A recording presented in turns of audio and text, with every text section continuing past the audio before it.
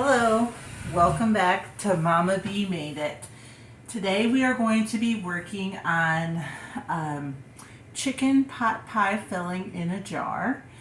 I have chicken breast cubed into bite-sized pieces, some mixed vegetables, corn, peas, carrots, and green beans. And then I have some onions, some more carrots if I don't have enough in there, and some celery. I have 6 quart-sized jars, the lids that we need, and the rings to go along with. We will be using some onion powder, some garlic powder, and some kosher salt or canning salt. And let's get right going. So the first thing we're going to do is drop some chicken into the bottom of each jar. I'm just gonna evenly distribute throughout each of the jars.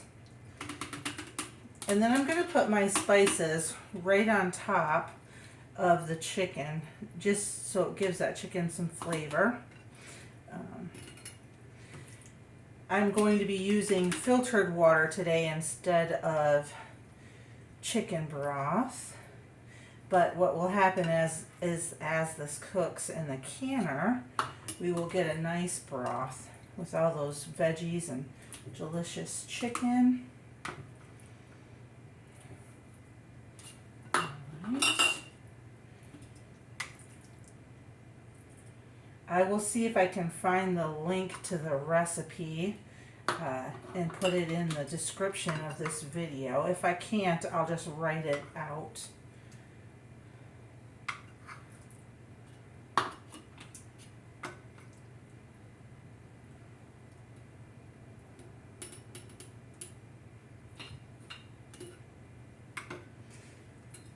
All right, looks pretty good.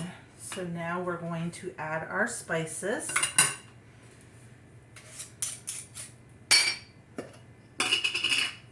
See, I have a 1/4 of a teaspoon, and I'm going to do a 1/2 teaspoon of salt in each jar. So that's 2 of these.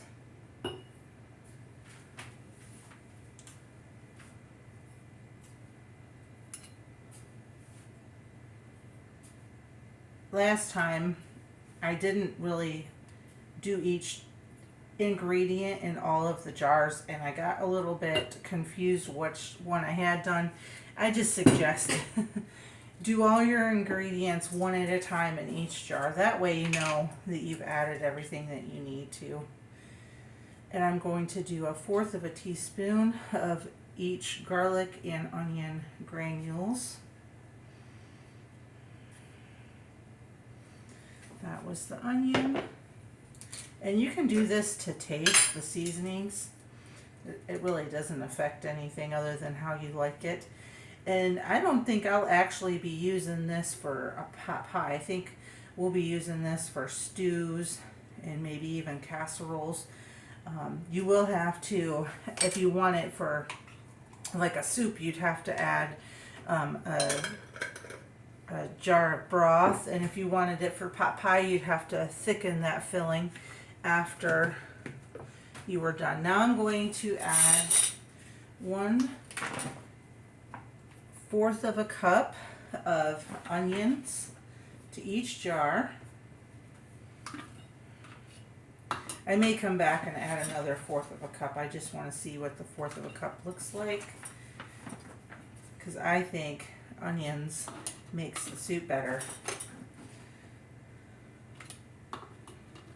And we want these jars to be super, super full, so there's not a lot of room, just broth floating in there.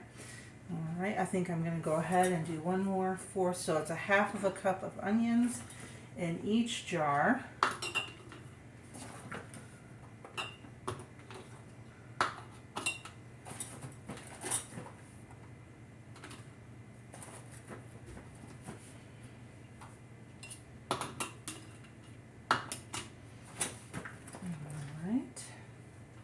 I'm going to do a 1/2 cup of celery in each jar.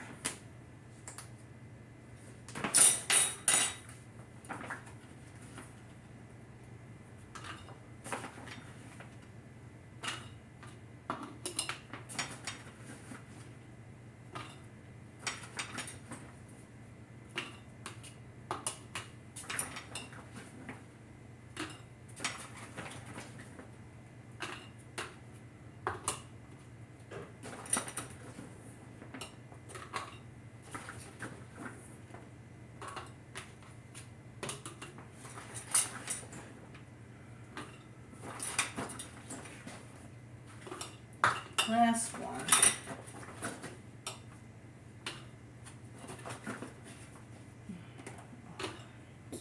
And now we will start with the mixed veggies.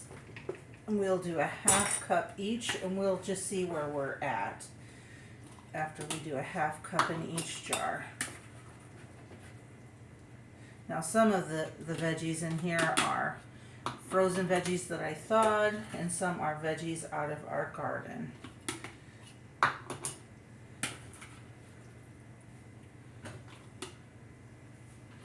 And I think we're going to have enough for a second scoop for each one. Like I said, I want them jars really full. Make sure you can see what I'm doing here. Okay.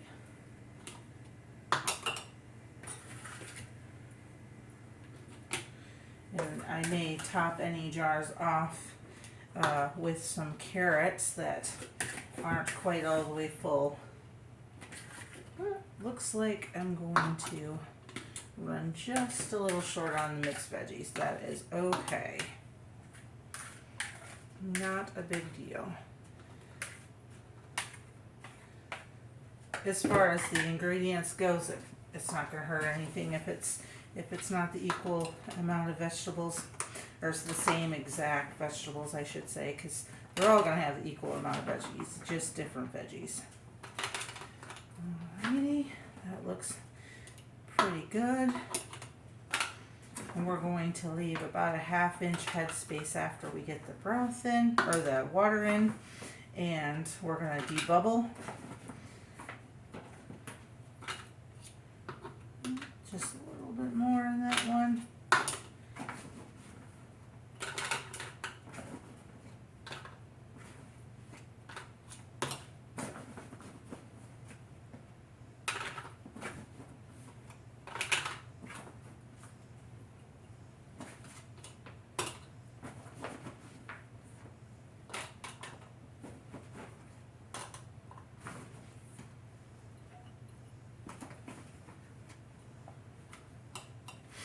Alright, now I'll get the water and we will get to filling these jars. Alrighty. One pitcher usually will fill about 3 jars, and then I will stop it there, and then I'll show you what they look like once they are all canned.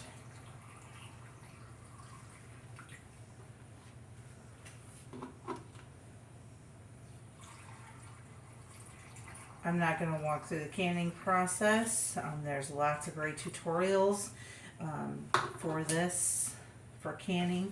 I am a firm believer of your kitchen, your rules. You do things the way that suits you best.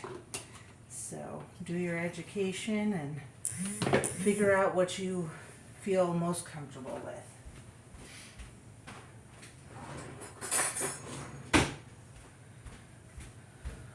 Alright, debubbling.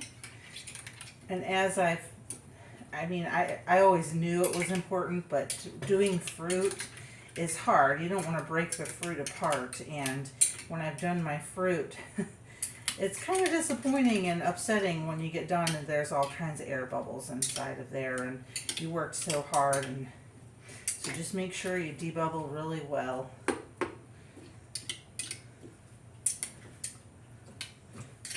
Alrighty. See, there was more bubbles in there even though I already did that jar. It's definitely worth going back and doing it a second time. Okay, now I'm going to wipe my rims.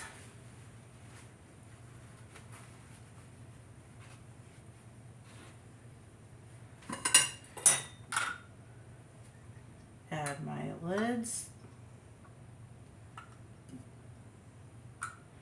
And add my rings. Remember, when you're adding your rings, just do it fingertip tight. Don't crank it down. You don't want to have buckled lids, or you don't want lids that explode off because you put them down on too tight. All right, there you have it. We'll be back when These are all canned up, and I'll show you what they look like. And here they are, all finished. Very, very pretty in the jars. And you can see there's not very much room underneath of the broth at all. There's just, or I mean underneath the vegetables, there's just a tiny little broth right down there on the bottom. And that's why we wanted those jars nice and full. Now I'm going to get this video up for you guys. Have a great night. The next video will be, or the next meal in a jar. I don't know if it'll be the next video, but the next one will be bean soup. And then I think that's it for the soups in a jar. Alrighty, have a great night and thank you for following along.